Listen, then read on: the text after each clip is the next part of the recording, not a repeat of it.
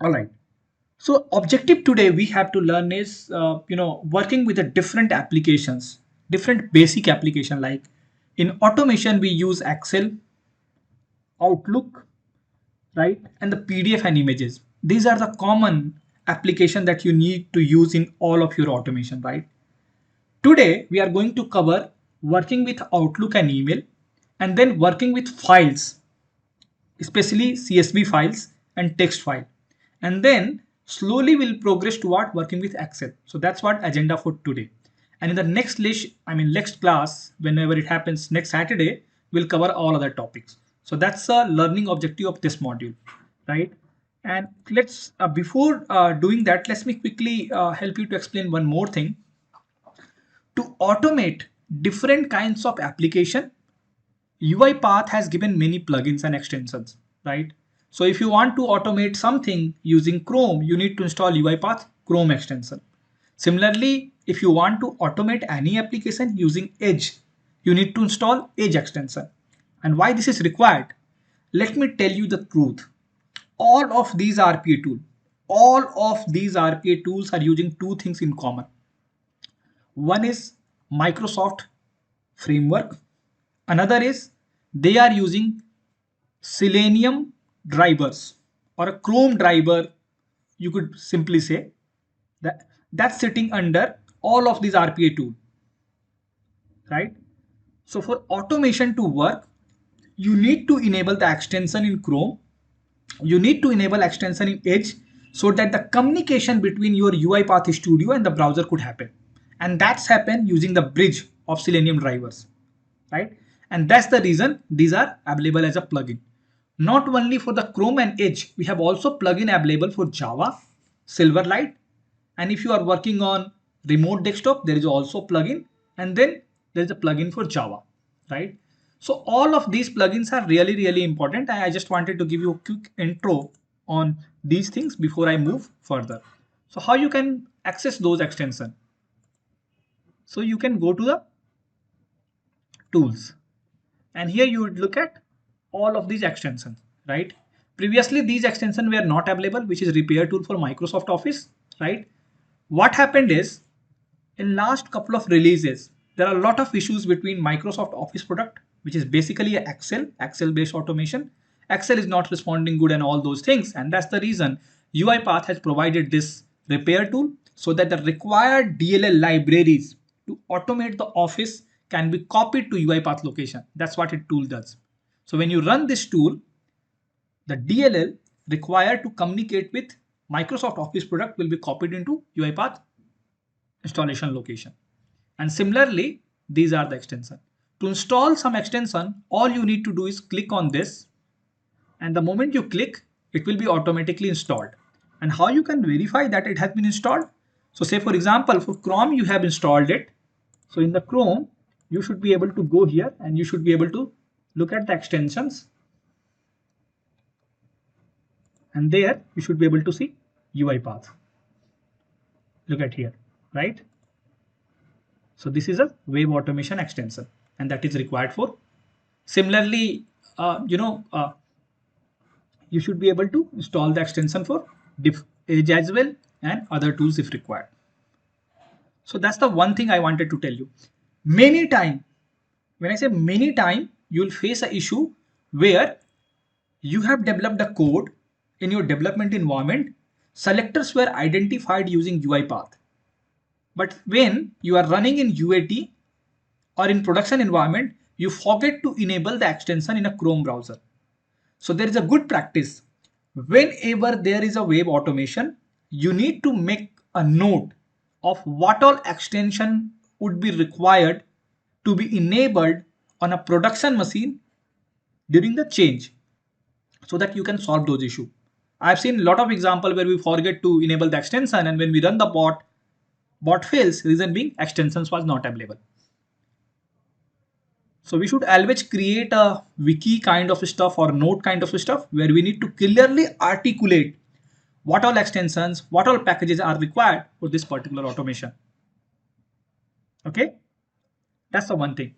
Other thing I wanted to help you to explain on UiPath Studio is if you go to the settings here, right? and you go to the licenses and profile and you click on change profile, there is an option of UiPath Studio and UiPath Studio X.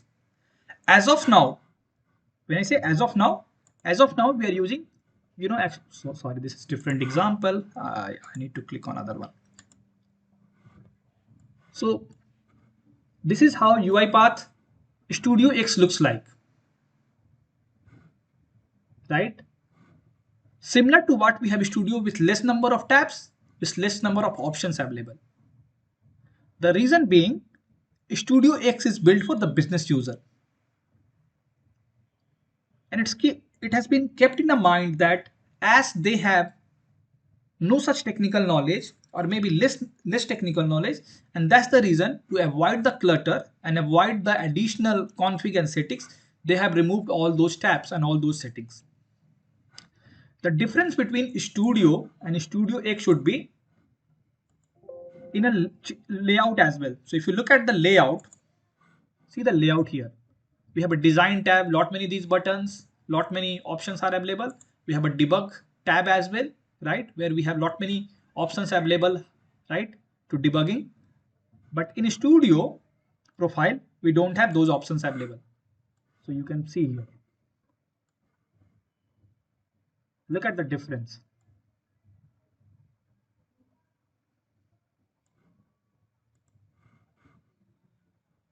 Right? Have any one of you worked on UiPath Studio X? Do you understand UiPath Studio X concept, or should I start from scratch? I mean, if you have prior knowledge, I can probably start building a quick example. Otherwise, I'll take from start.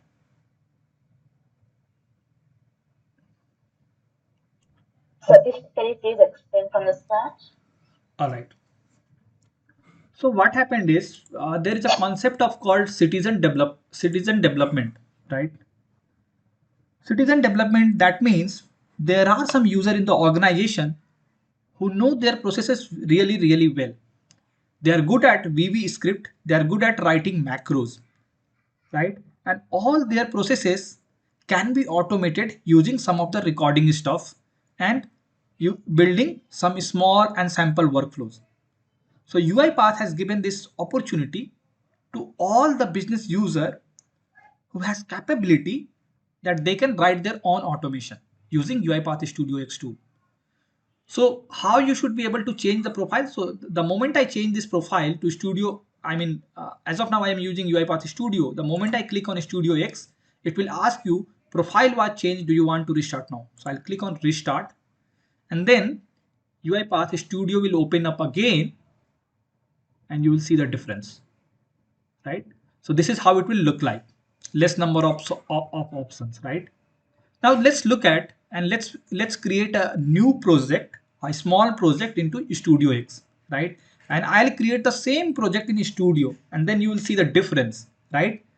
So for starting a new project or creating a new project, all you need to do is click on a blank task, or you can use some templates. So there are templates given by the UiPath, like splitting Excel and all those things. They are really less number of templates. So you can use these things, or you can start from scratch. So I'll start from scratch. I'll give this mail automation, mail, or simply say email test. Okay, let me create this. And do you see the difference here? When we are creating a project in UiPath Studio, we are creating a process, and here we are creating a task, right? And why so? A process can consist of multiple number of tasks, right? That's the reason. So when you open this up, this designer pad will open with less number of options.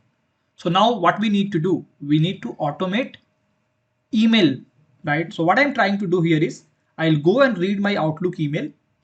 I'll save the attachment into OneDirect. And this is a common task, right? This is very common.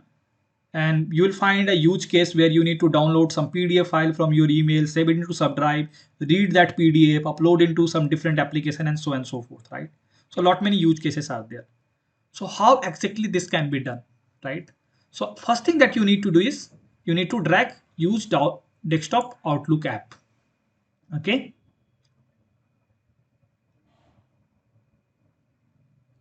Right.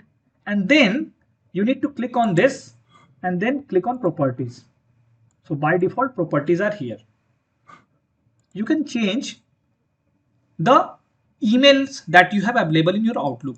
So if I open up my Outlook and look at this carefully, because this is really, really good. So in my Outlook, I have two email accounts configured. Okay. So like this one, I have two emails account configured. One is my personal email account. Another one is my office email account. Okay. So these two emails are configured. So the moment you drop use desktop up, it will ask you for which email account need to be used. You can use a default or you can select the one which you require to use, right? And then this is a reference. This is nothing but a nomenclature given to the connection you have made to Outlook. You can give any name. It is not necessarily to be kept as Outlook or whatsoever name you want to give. Then it will become that as a reference. Now, once you do this, what you need to do next? So you need to read emails, right? So for next thing you need to drop is for each email, right? So for each email, right? Here you should be able to configure some of these properties again. If you look at the properties, you should be able to change the properties of these things, right? Let's look at these property carefully. What these properties tell about. For each current email from, you should be able to select the folder location from here. All the folders that you have in your account would be listed here. So I need to read all the emails from inbox. And in the inbox, I have different folder, but I have selected inbox, right? So that's the folder location I need to provide from where I need to read an email. Then we have these four options available, right? Unread email. So when you check that, emails which are in unread state will be only fetched. And if you do not select that, all the emails will be selected. Similarly with attachments only. So if you tick that checkbox, all the email which have attachment will be only selected. Similarly include subfolder. So these are pretty obvious. By reading these names or reading these properties, you should be able to understand what they're all about. One of the most important thing that you need to look here is additional filters. What about if you want to look for a specific subject, right? What about if you want to look for email coming from somebody you know the name? What about if you want to filter the email on the basis of date? All those filtration can be done here. For sake of simplicity, I am not going to use the additional filter, but there is a web page which talks about how you can apply those filters. So if you look at here, you should be able to apply these filtering examples, and you can I'll ping this into the group chat so that you can try at your home.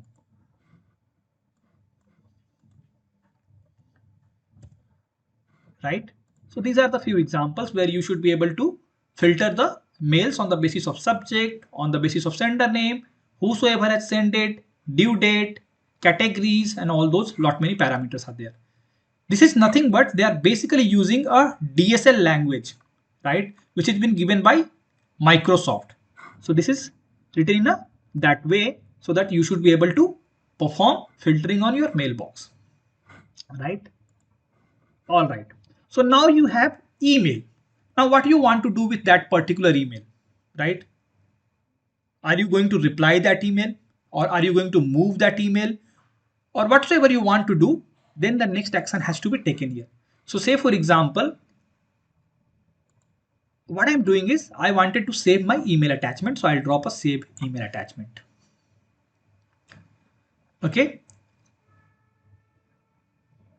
next in the next step. Now again you have for the same email attachment you have different properties. You can check those properties from here and same properties are available here. So the moment you change it here, it will be automatically reflected here, right? Again, you have an option to filter the files. Say for example, if you wanted to save only PDF file or only Excel file, you should be able to configure using the example like star.xls, and most of the file extension works here. So say for example, want to save only PDF, so star.pdf.star. That's how you need to configure.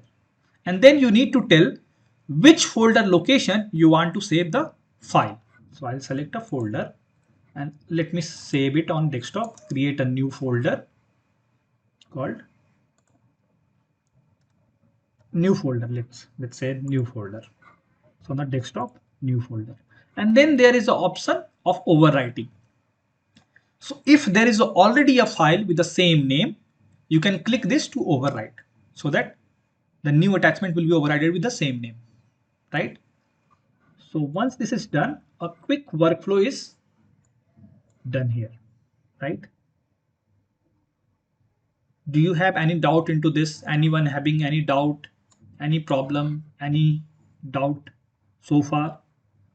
Please let me know, because this is really, really important and this is used in most of your automation in your organization.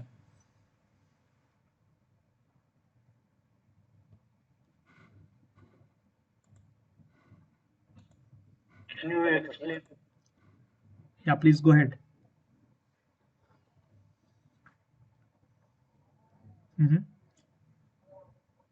Sanjog, you saying something? Yeah, do we have some default package in this Studio X also or not? We have default packages as well. So by default, by default, these packages are available. So you don't need to worry about those packages. Similar to what we Okay. have, similar to what we have in In Studio. Studio. Yeah, it's the same. Only the, let me tell you one more thing. Let's talk about the technicality. Every time you Yes, yes. save about the UI, you save a UI path project, it will be saved as a nugget package, right? That's nothing but a .NET project. Okay. Even if you create a project using Studio X or Studio, ultimately they will be saved as a nugget package.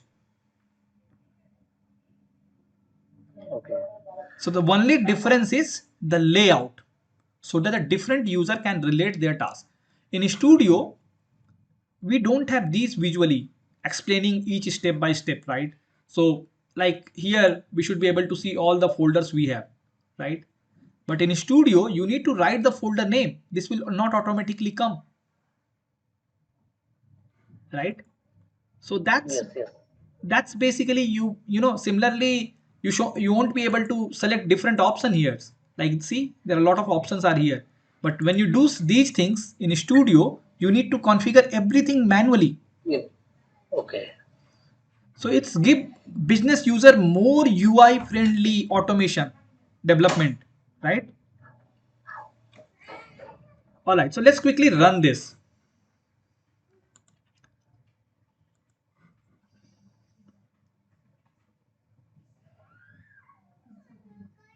So it has completed the execution here. You can see.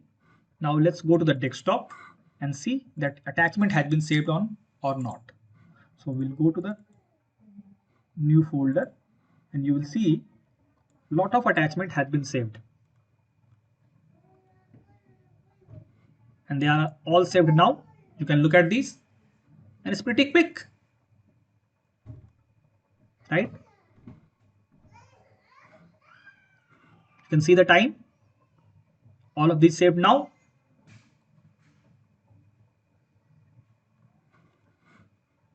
All right, so now some people will ask, I don't want to save all the attachment. I want to save only attachments which contains the keyword or the keyword I wanted to save, right? So how you should be able to do that, right? So you have a control option. So what you can do is you can put a if here and then you should be able to put some conditions like current email dot subject dot contains this, and then you need to move this save attachment into this box.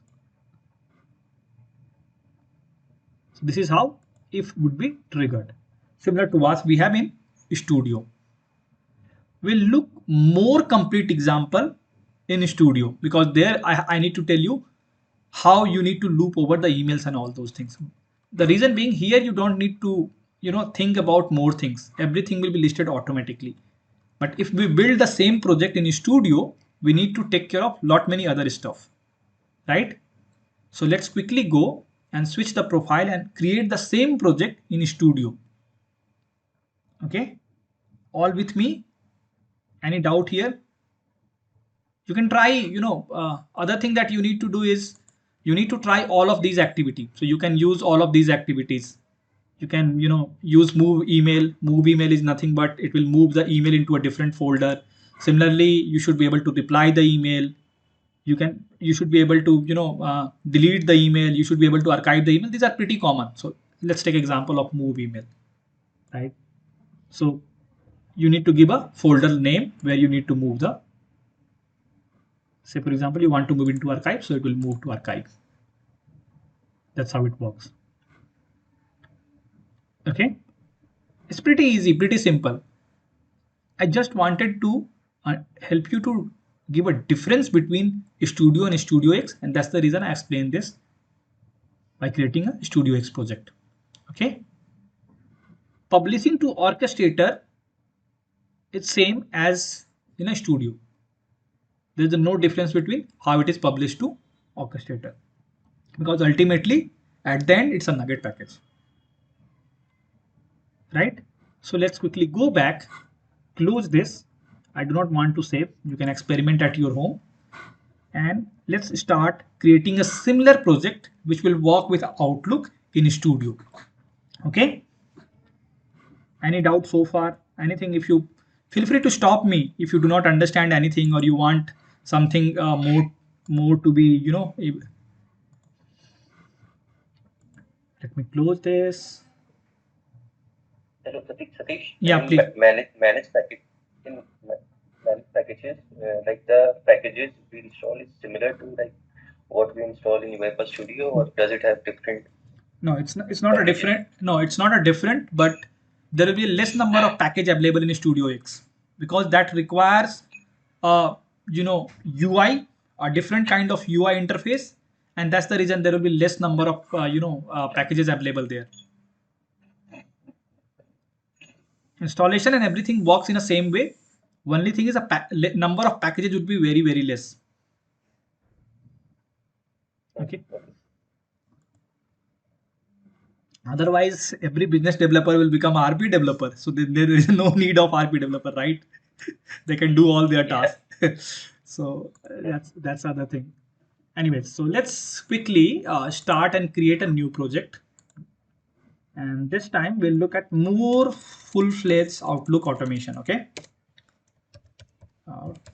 I'll give a Outlook test. Okay, and let's create it.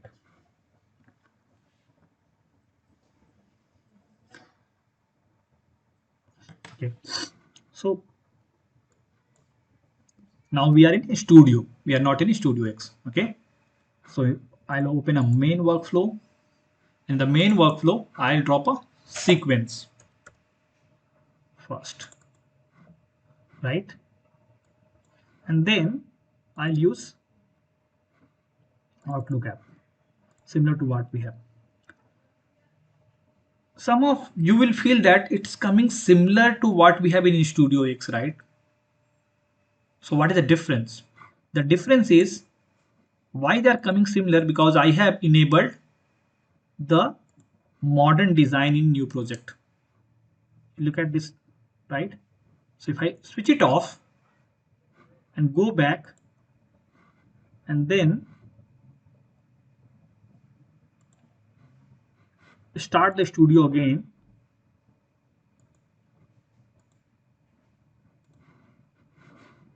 then UI path is Now this time when I open a Outlook activities, it will look different. So let me open that. So these are the few settings of UiPath Studio that you need to know. Okay.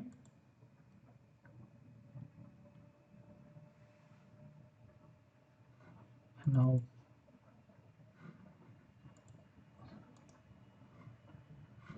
I think it is not been saved.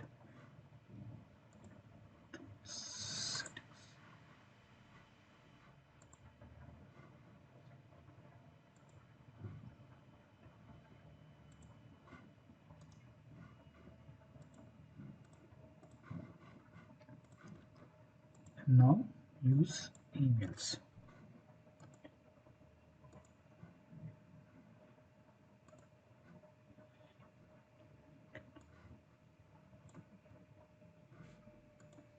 Right. So in Studio, we usually this activity, which is here. I'm labeling get out. Sorry. Somebody asking something? All right. So here you have a similar options, right? You need to tell which account to be used. By default, it will use a default account. Mail folder giver is inbox. Then there is a filter condition similar to what we have. So we can create a filter here using the queries that I have shown you. You need to mark that email as read, or if you want to read only unread email, so you can select this. Then there are two options of reading the email. So newest first or oldest first, right? So these you can check, and you can specify how many numbers of email you want to read. So say for example, I want to read only top 10 emails. The result of this activity will be saved into a special type of variable called list of mails. List of mails. So I have created a variable. If you look at the variable, it's a list of mail messages, right? So that's what you need to create first. Now, using this activity, I'll be able to get all the emails from the Outlook. Now, next thing that I need to do is I need to apply a for loop. For loop is not here for each email. That's what I've labeled in a UiPath Studio. It's not available here. So what I'll do is I'll use a for each, this one, not this integration, the simple for each control. Okay, for each item in which variable? List of emails. Okay, and type of argument you need to select, because this item is of what type. So this is item of mail message type. Mail message type from system.mail email, right? So now this is a for loop. Here you will get list of all the emails, right? And then you are looping over all the emails. Now in the body, which is nothing but a do, you should be able to control it using all your regular relational operators. So let's put if condition, if here, right? And here you can put item dot attachments dot count. That means if email has attachment, right, then do what? First print. What we need to print? Let's print a subject of the email first. Okay, so I'll use a write line activity. Okay, in the write line I'll write item dot subject, right?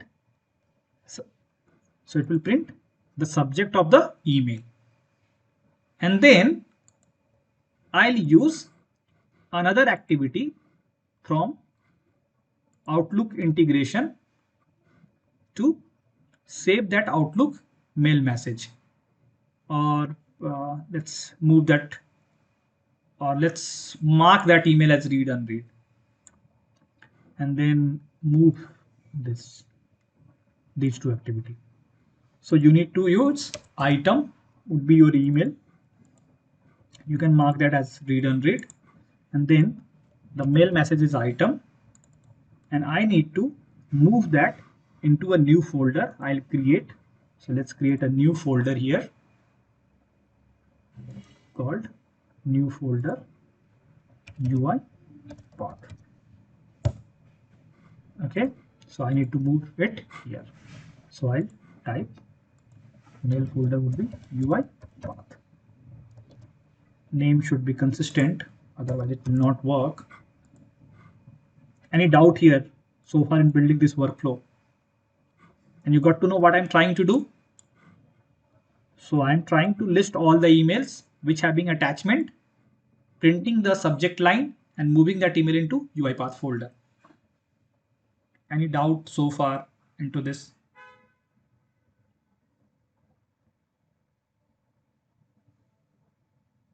Yes, sir. Please go ahead. All right, so let's save this and let's put a break here so that we should be able to see how many emails and all those things, because I need to help you to explain how you need to use a debug. So now I'll run in a debug mode. Okay, so it's waiting here. So it has received the email. Now inside a for loop, item is a list of emails. So let's look at the locals. So it has 5 emails as of now. You should be able to see the detail of all those email here, right?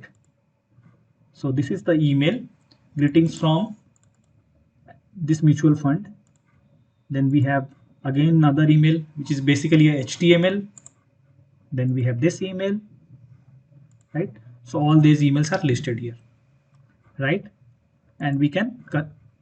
Now we'll step into next. So it will go into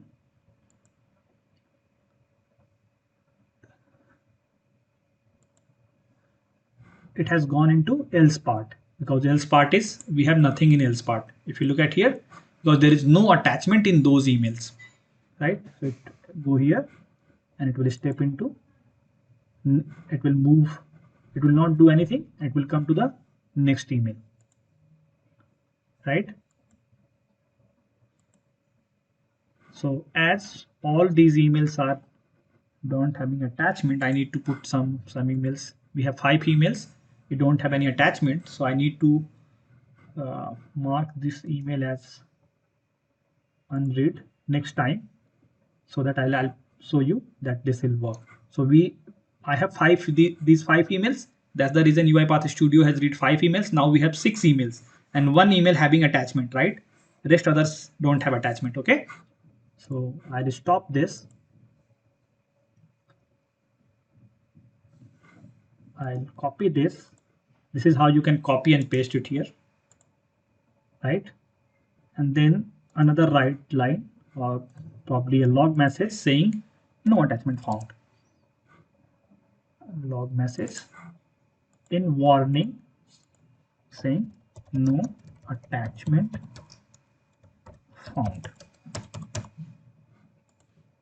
Okay, save it, and now we'll run this again, and we can probably, so why it is reading only unread email? Because this checkbox we have checked here, right?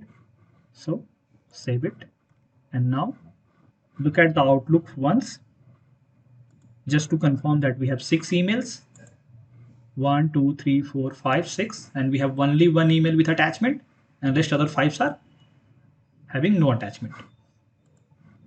Okay, so let's debug this. So debug has started. Okay, so now it is here. So now we have 6 emails, you can see here. So now as there is no attachment, it will print no attachment found. So this is the email subject, and no attachment found for this. Then it will move to the next, and then for the second email, similar thing, no attachment found. For the third email, no attachment found.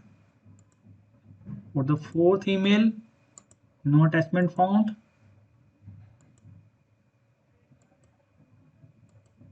For the fifth email, attachment is found. The name of email is this. It has marked that email as read. It has moved that mail into UiPath folder. Next, next, next. And now it has sixth email, which is no attachment. Now the process will complete.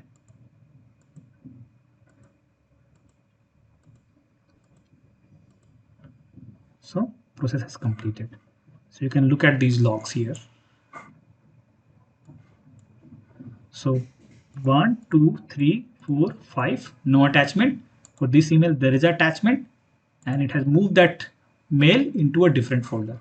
So let's go to the Outlook and now check that. So now we have 5 emails here. That email is not here now. Let's go to the UiPath folder and now we can see that email has moved into this folder which having attachment. Right? Any doubt so far?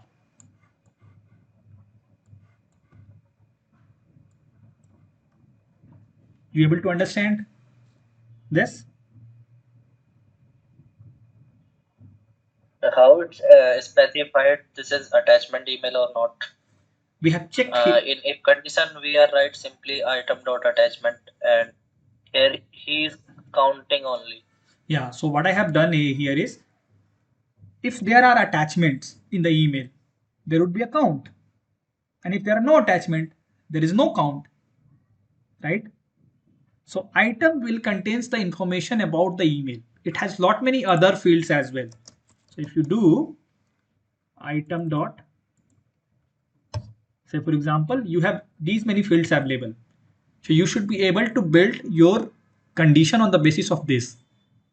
If body of email contains certain text, right? Date of the email, right? Who has sent it from, headers and all of these things. In most of the automation, I have seen we have built a composite combinations of relational operators, right? Like item.attachment.count is greater than 0 and item.from is a sender email address. So we need to make sure that email is arriving from a specified email address and it contains the attachment. Then only do next, right? So those kind of condition you can use using AND operator, or you can use OR operator as well. It depends on what is your use case. But the one thing that you need to know here is list of email or list of mails is of what type? Is a list, right? I have specified that. It's a list of mail messages, right? So when you loop over the list, the first element is of what type? It's of mail message type. So that you need to configure into this type argument here in a for each. If you change this to a different thing, you won't be able to, let's change this to object. Okay. And then see this error because it's not able to identify item.attachment. That item class or abstract class in .NET have some properties or method called attachment. Right? So it's really important in the for loop, you need to change the type argument of the type you wish to iterate over. Now the moment I change it, all become green. Right? Any other question before I move to the file handling part? Because with this I am done with email example. I'll give you assignment where you need to read an email, save the attachment into folder using date, date wise name and all those kind of things that you can do and you can experiment with, right? You can delete the email, you can play around it, move it into a different folder, reply on that email and all those kind of stuff. And it's pretty easy. Some will ask, what about if I need to automate Gmail? Everything would remain same, The only thing that will change is instead of get Outlook mail messages, you need to change that to IMAP if you are going to use a IMAP protocol or POP3. So only thing this will change. Other things this will be remain same. UiPath has given another way to automate the Gmails. That's in integration services, right? So UiPath has recently released the integration services. So you need to make a connection on UiPath orchestrator first. Let me showcase you that as well. Go to home page.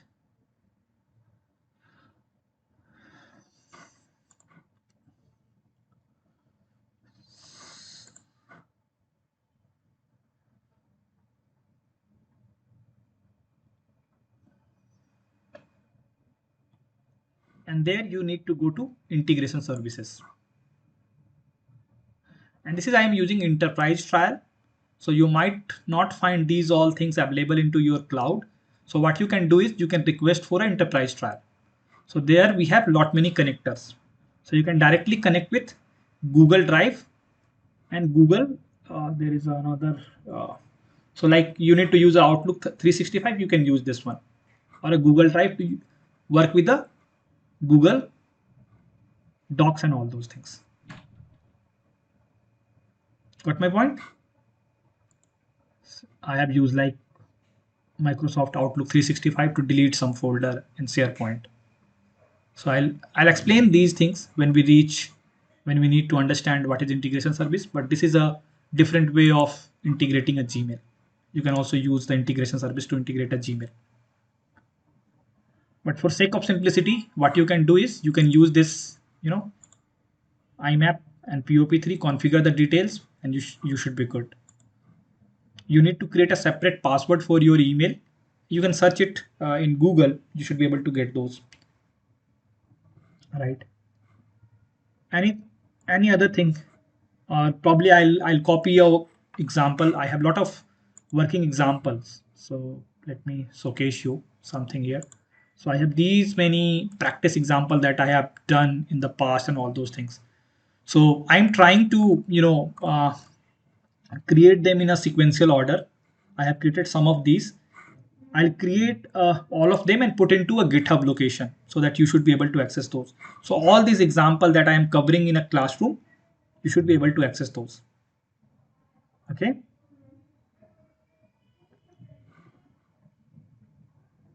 Should I move ahead? Start with the file handling part. All good here? Yes. Yes, sir. All good. Yes, sir. Yes, sir. All right. So let's close this. I don't have. And let's quickly look at the deck just to ensure that I have not missed anything. Yeah. And then I will move to the next part. So we'll go to the Outlook activities. All right. This example is taken, few months back, so we don't have those many activities, but we have already looked at Outlook and all those things. Okay, so we are good now. Now we need to work on file handling part. How we should be able to handle the different types of files. In particular, we'll take example of a text file today and then a CSV file. Okay, so let's look at UiPath. Open a UiPath Studio again, and it takes a while so that I have already created example. So I don't need to write everything from scratch. Okay, so this is the example that I am going to explain you. And what I'm doing is pretty simple task. So I have two files here. One is a text file.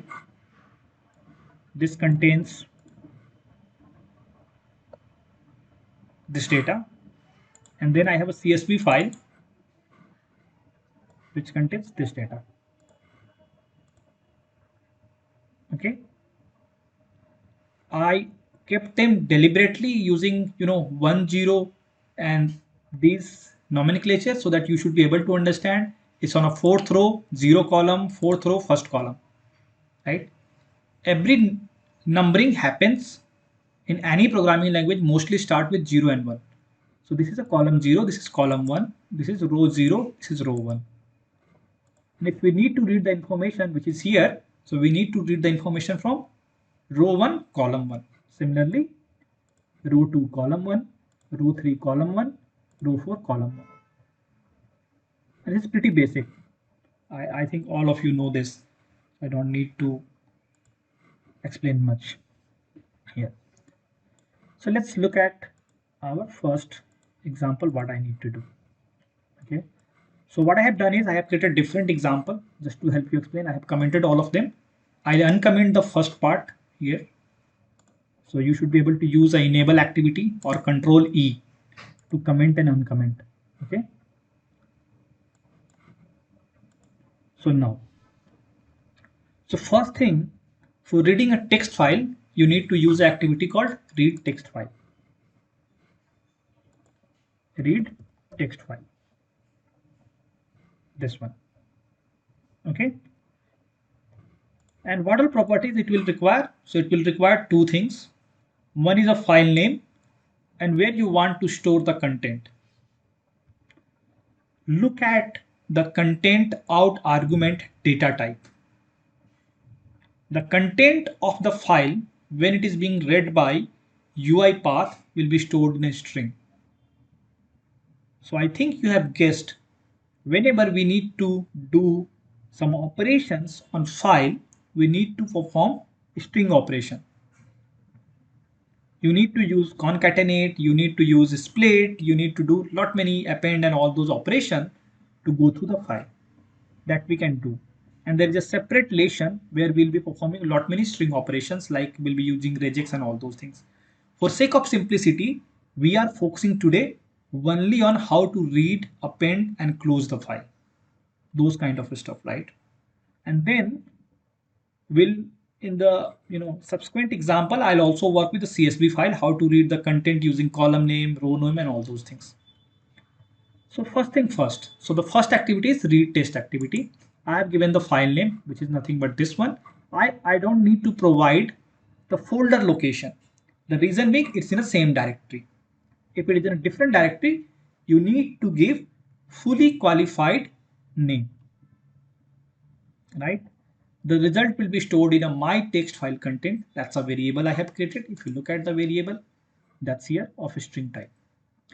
Then there are two other variables. It's a online, right? Online is nothing but a different variable of string array, right? So the first thing that we need to do is we need to create a assign variable all lines and using a split on the using VVLF. There are lot many other control characters available in a .NET, right? You can look at those. So some of the files would be some lines are ending with a new line, some line having a control character, some line having a different delimiter to end the line. So on the basis of which you should be able to split the content. You can also use system.newline and all those kind of thing. We'll look at those. Don't worry about that. As of now, our focus is to how we can read the text file. We are not interested as of now in performing a string operation because there are a lot of ways to do that, right? We can use regex, we can use combinations of different manipulation strings. So here I am splitting a content to put them into line by line, and then in the all lines we have all the lines of a file. I'll again loop, and here if you look at the type argument, we have a string.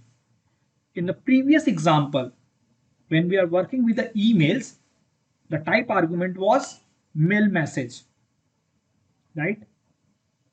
So that the properties of a string class is available to us. So now in the body, I am putting a message box to display the information as a pop-up. You should be able to do anything what you want. If you want to write into database, you can write all those logic here. If you want to save that into Excel file, you can write all those logic here. But this is a basic example where a text file will be read line by line. Okay, let's run this. let's look at, put a debug here, and let's run this web profile.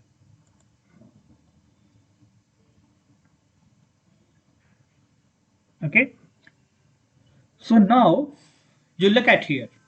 So my text file contains a string variable of 4 lines. Length is 4, right? You look at here, count here, and you should be also able to see the details of each line. So we have 1, 2, 3, 4, right? Now let's move to this one. So when we do step by step, it will give a pop-up message of the data, which is the first line.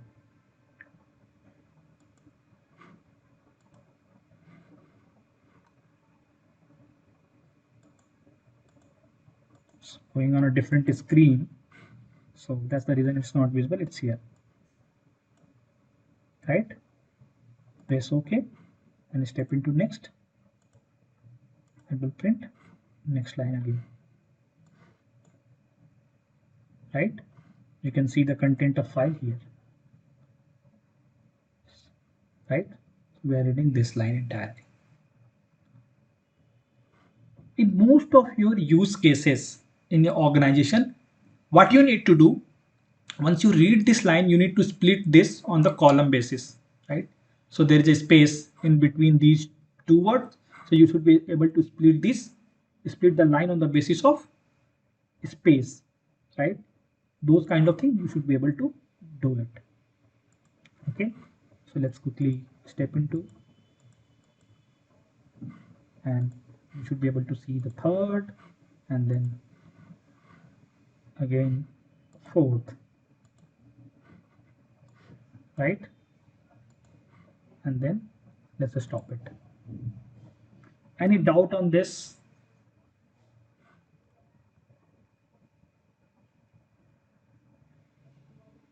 It's all good, pretty easy, pretty simple, right? Let's move to the, let me comment this again. So I have commented this part and I have enabled this part. So now what I'm doing is I'm writing a text at the in a file name and writing a append, using append line into the file. So let's see how they work. Okay, so let's run this.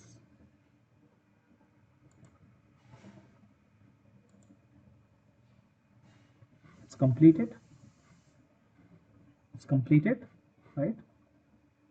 So open the file.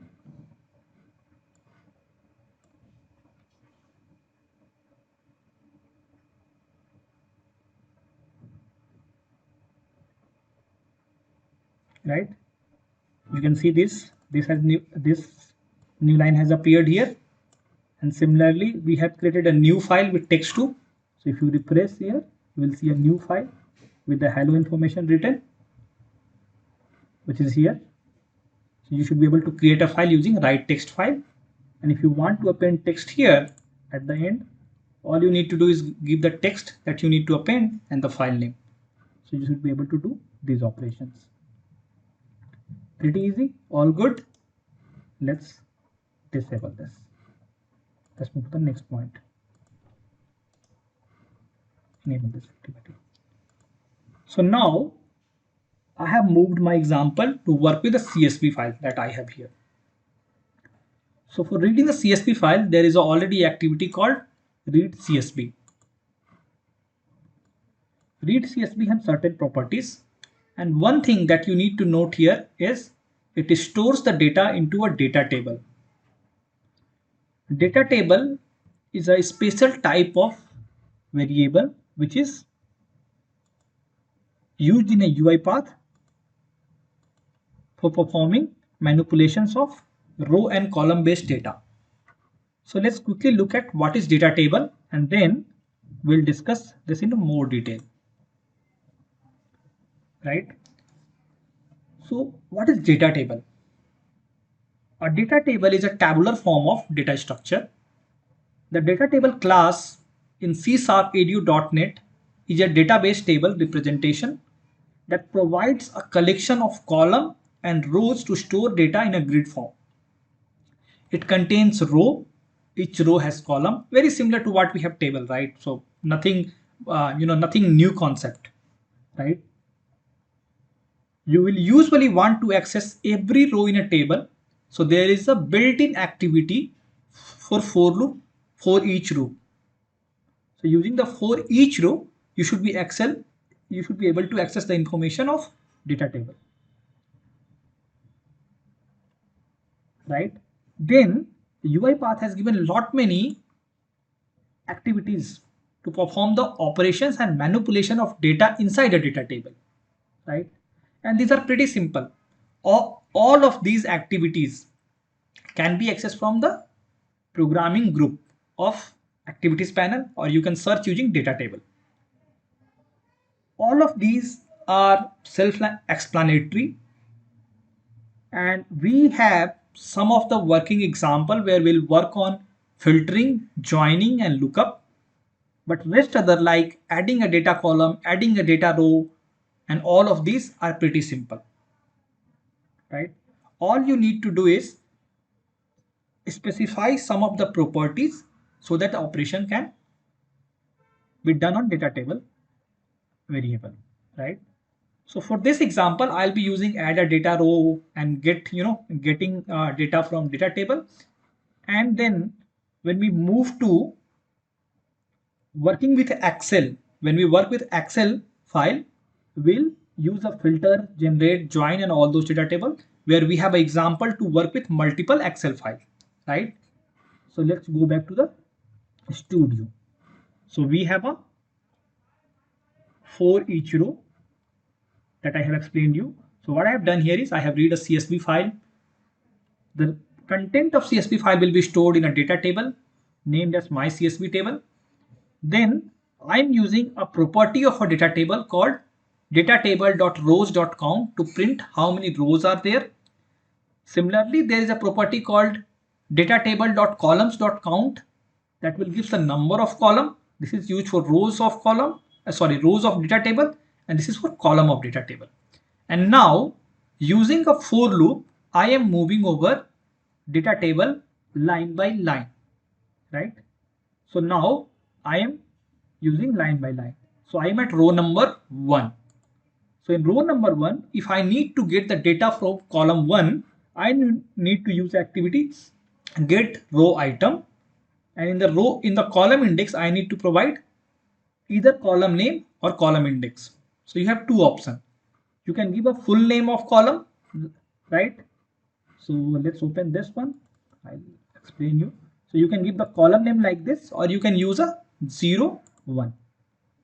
I prefer to give 0, 1 because that's work exactly. Otherwise, sometimes there is a spaces in the name or some capitalization and all those things. To avoid those failures, I use 0, 1 numbering system, right? So you can give a 0. So when I put column index as 0, it will print the value which is at row number 0, column number 0. Similarly, you should be able to put the entire row item using the message box. Then you get the value, store it into a variable and put into a message box, right? So let's run this. Before running this, let me close this file. Okay. So do you want me to put a debug again? If you wish, I'll put a debug here and let's run it.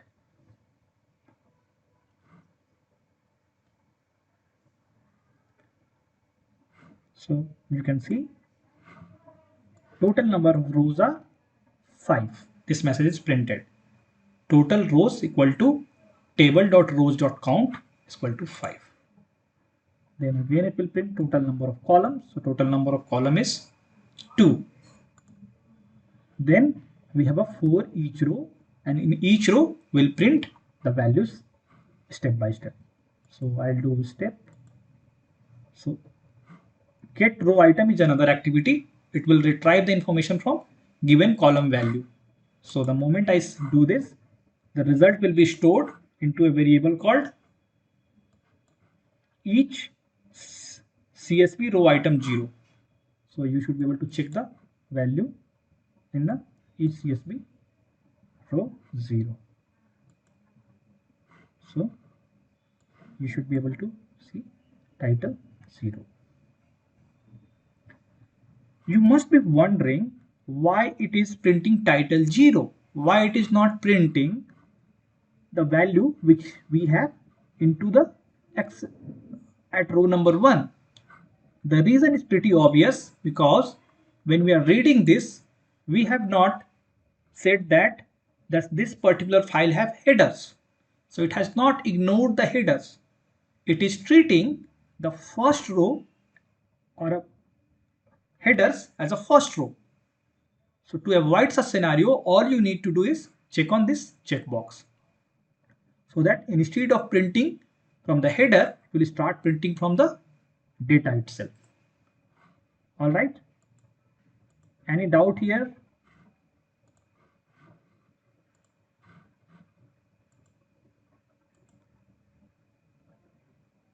Anything you want to ask, or you are not able to understand on how we are looping over the CSV file?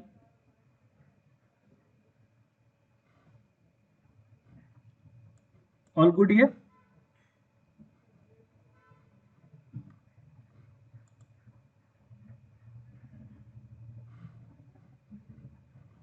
Guys, am I audible?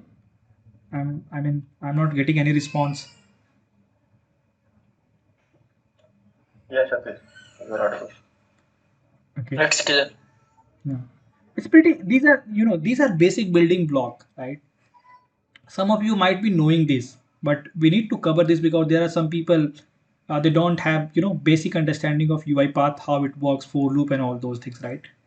So you need to, help on this. We'll move to the advanced sections slowly, right? So this is how we have done with the CSV. So let me disable this activity and now move to the next part. So I'll enable this. And in this activity, I am adding a row.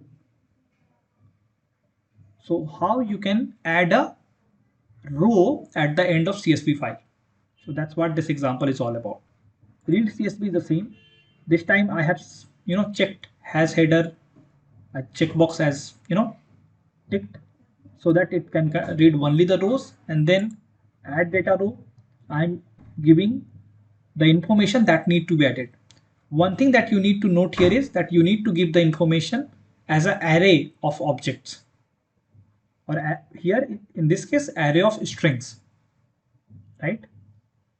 So this is an array of strings. So we need to put the information that need to be, so like in column 1 it will go this, in column 2 it will go this. So this is how you should be able to do it. Then similarly we have a method called remove data row. So if you want to remove a row from a data table, you can use this remove data row activity, and you need to provide the row index. So the moment if you provide the row index, that information would be removed from the data table. This is how we read it, and then again we need to write it. So we are writing a data back to a new file. See the file name is different what we have here, but it will store the data after the manipulation. That means we are adding a data row and we are removing a data row, including headers, right? So let's quickly run this. Set this one and then run this.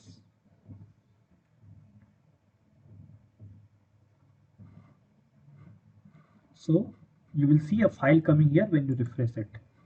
A new file is here, and you should be able to see the data here, right? It's my CSV.write. And if you look at this file,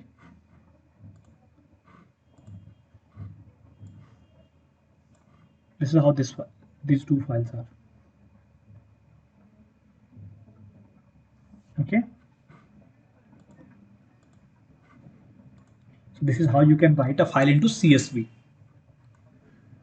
Let's move to the next part.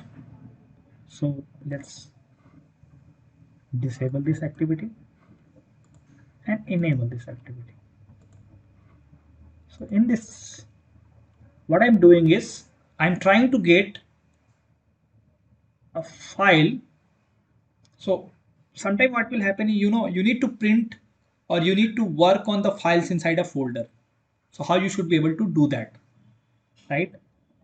And you need to, also ascertain that file is there, right? Or file is not there, file is present, file is not present, those kind of things. So those kind of things, how we can do it, right?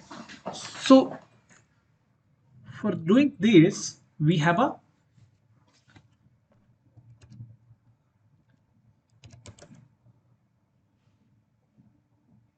activity called exists. This path exists, and using this path exists, you should be able to check if file is there or not. And it takes two type of input, whether it's a file or it's a folder. So for this example, I am going to check, right, the folder location. So let's copy the open project folder, copy this path,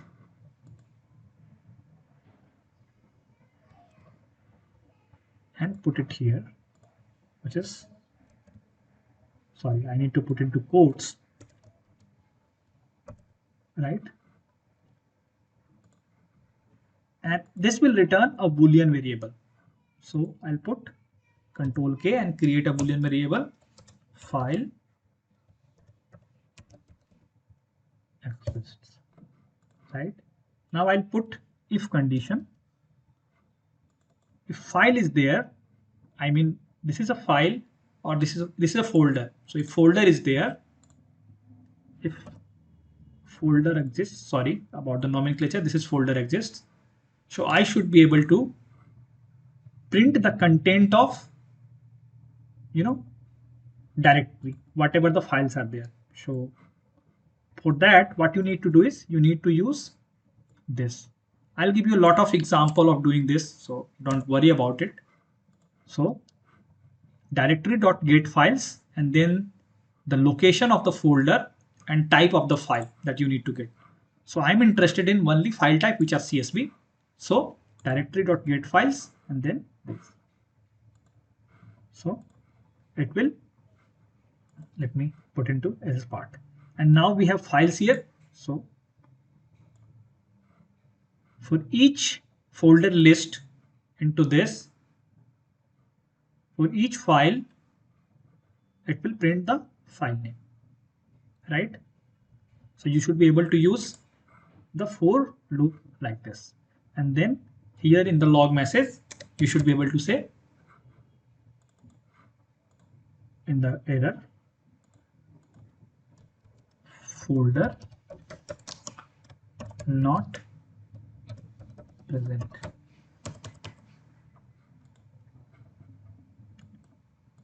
Got it? So should I save it? I saved it. Let's run this. So I put a double bookmark again and try to run it here.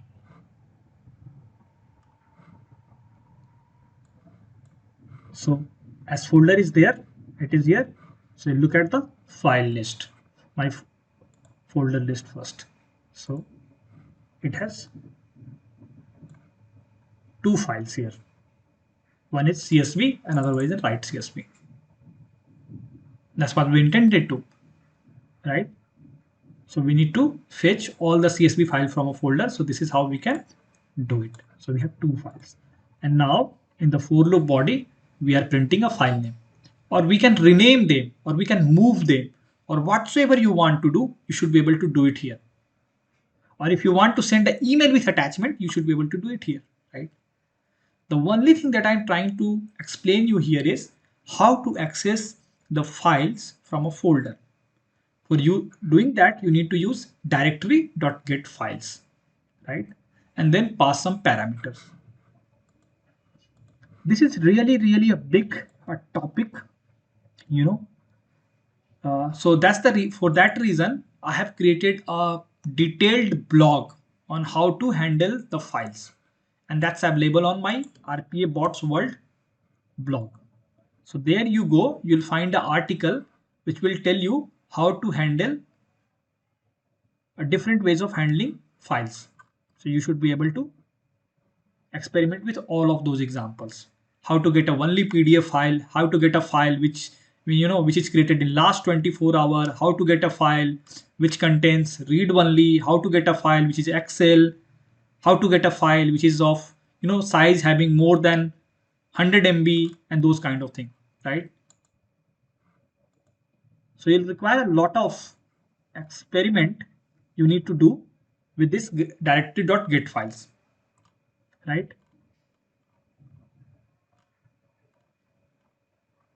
So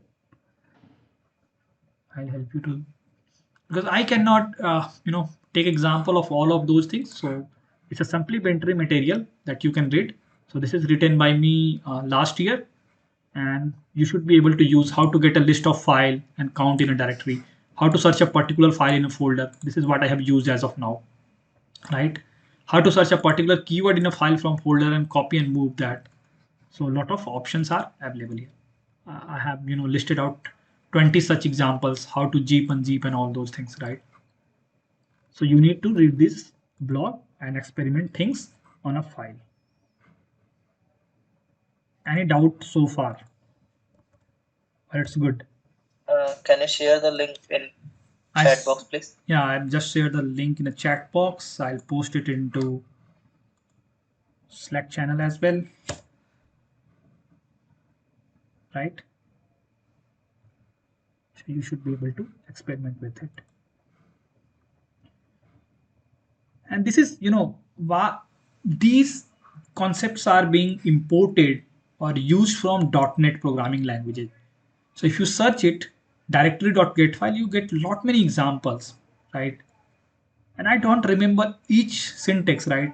So every time you need to do, you can probably refer Microsoft documentation, or you can refer this my article if you perform some tasks. So you should be able to get to know how you should be able to change different parameters into directory.get method, right?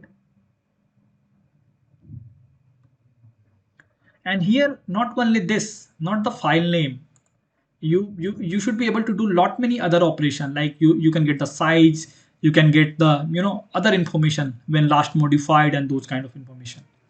Can someone help me to explain what could be the use case of using Outlook and the file operation that we have discussed today? Give me an example that uses Outlook automations and file handling.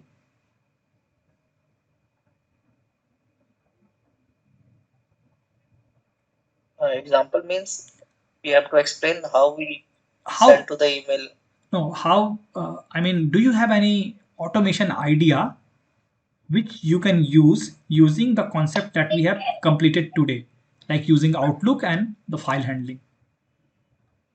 The kind of real-time scenario you are asking. Yeah, right? So, yeah, I'm asking real-time scenario. Or there you will can, be a situation.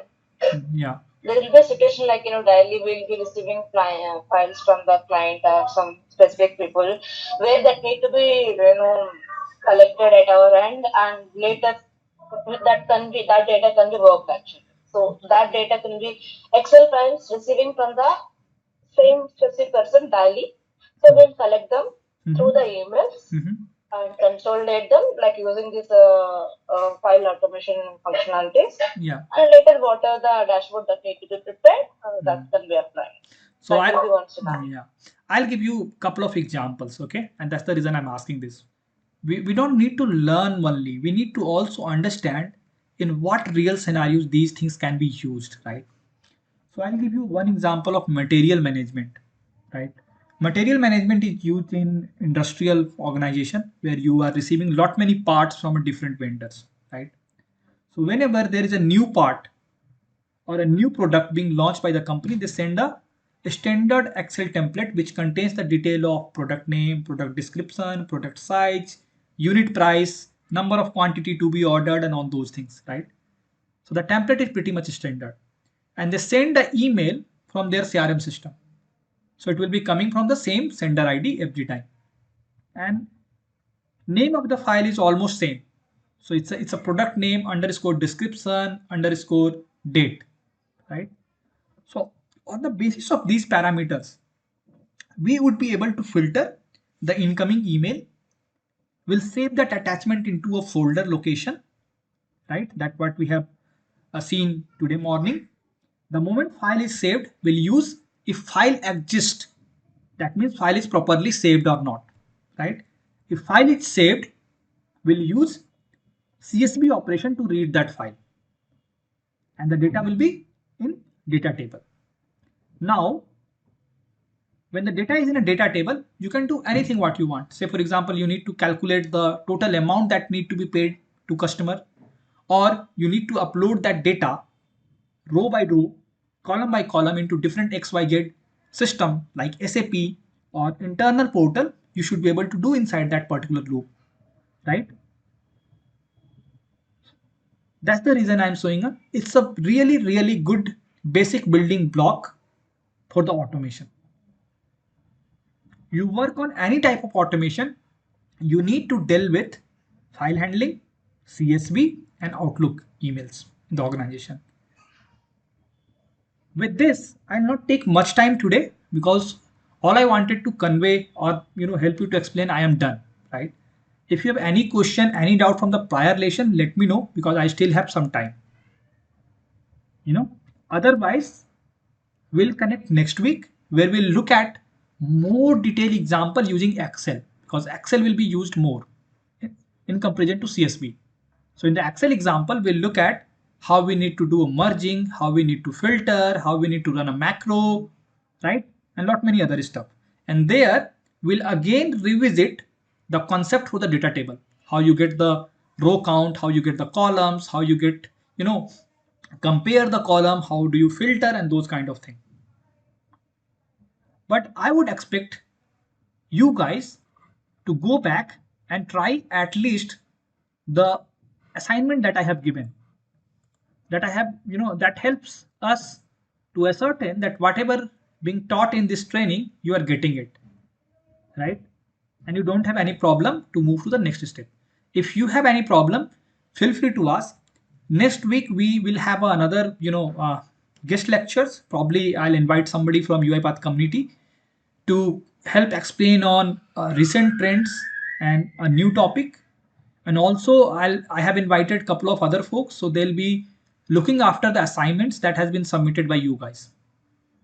So they'll also give you, tips, tricks, how to improve the workflow and those kind of stuff. Anything else, guys? Before I bind off today call,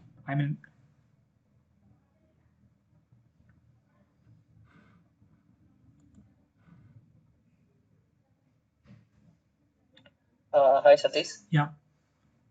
Actually, I am not registered on myself. So one of my friend gives me these links, meeting links. So right now, how can I register myself? Because I'm not receiving any emails and assignments. Okay, so are you part of this channel? Are you part of this channel? Actually, I am not. I don't have any Telegram channel link and any other. Okay, so could you please ping me your email address? I'll add you. Rahul, RAHUL. You ping it to me in a group chat or ping it to me separately. I'll do that. Give me a time. Yeah. Okay. Any other questions, guys, before I bind up the call? And one more question, I want to So know. any quiz for today, automation. Satish? Yeah. Any quiz for today? We have one quiz, but we'll hold that because that requires some of the concept that is still need to be discussed. So we'll discuss that in a next class, and then we'll complete quiz number 3 and 4 both together on next Saturday. Okay. Yeah. All right, guys. So that's it. Hi, Satish. Yeah, Only please. one question, please. Yeah, please. Where will you get this recording? Recording you will get, I told you. So this recording get stored on, again I'm repeating the same thing, so SharePoint, and I need to do some manual stuff before it move to YouTube, right? So the moment it gets converted, I usually post in a group. So if you look at here, I posted the first class recording, right? Similarly, I'll be posting the recording on this YouTube channel directly. So this is our YouTube. Okay. Yeah. Performing. So you can subscribe to this channel. You should be able to get the recording pretty soon. Yeah, sure, I'll do that. Thank you. Yeah. Hi Satish, can you share the assignment for Outlook and File Handling? Okay. Yeah, that's a good question. So for the assignment of the Outlook, I'll share it now. So for that, I need to go to assignments, module number 5. So we have assignment. We have assignment this. So let me do the assignment first. So you need to create a workflow, okay? Just extract all the information subject to CC date, body, attachment, if any, from the first 10 emails in first out order, okay? And save it into a Excel. So for as of now, you can use CSV file and move those email to done folder in the mailbox. In case of any exception while processing the email, they should be moved into exception folder. So this you can try using, if else statement, right? So this is the, use case. As of now, we have not completed the Excel, and that's the reason I have not given you this assignment. We'll give this you when module number 5 would be completed. Module number 5 is pretty long. It requires 2-3 sessions. So this problem I'll paste in a group chat as well. So this you can try. Okay.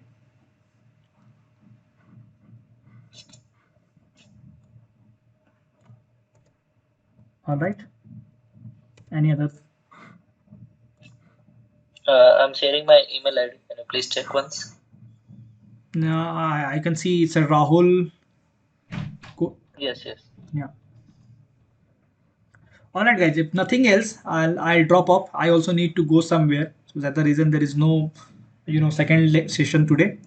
But next Saturday we'll have a full-fledged session on Excel. Don't miss that, because that's really important, and that's a basic building block for all the advanced lessons. Yeah. Okay. All right.